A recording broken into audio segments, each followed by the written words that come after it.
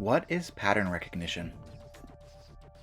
When we decompose a complex problem, we often find patterns among the smaller problems we create.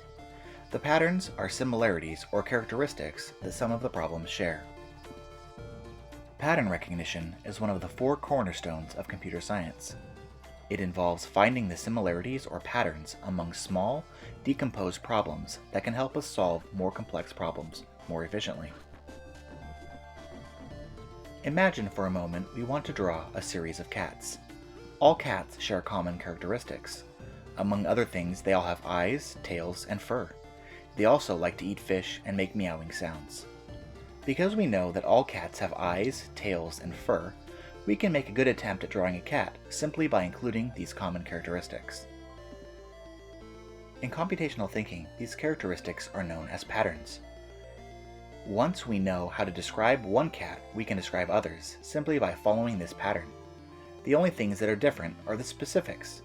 One cat may have green eyes, a long tail, and black fur. Another cat may have yellow eyes, a short tail, and striped fur. Once we have decomposed a complex problem, it helps to examine the small problems for similarities or patterns. These patterns can help us solve complex problems more efficiently. Finding patterns is extremely important. Patterns make our task simpler. Problems are easier to solve when they share patterns, because we can use the same problem-solving solution wherever the pattern exists. The more patterns we find, the easier and quicker our overall task of problem-solving will be. If we want to draw a number of cats, we can find a pattern to describe cats in general.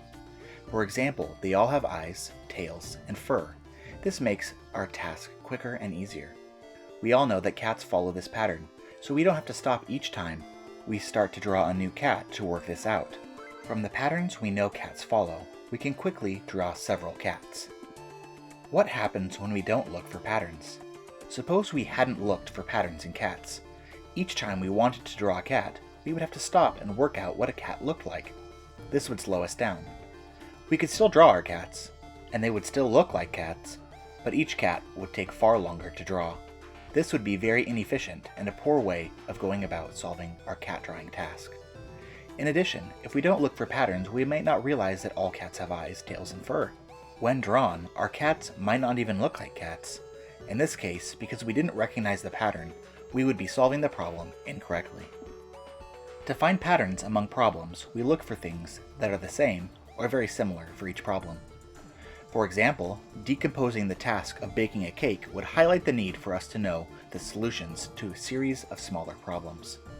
We may need to know what kind of cake we want to bake, what ingredients we need and how much of each, how many people we want to bake the cake for, how long we need to bake the cake for, when we need to add each ingredient, and what equipment we need as well.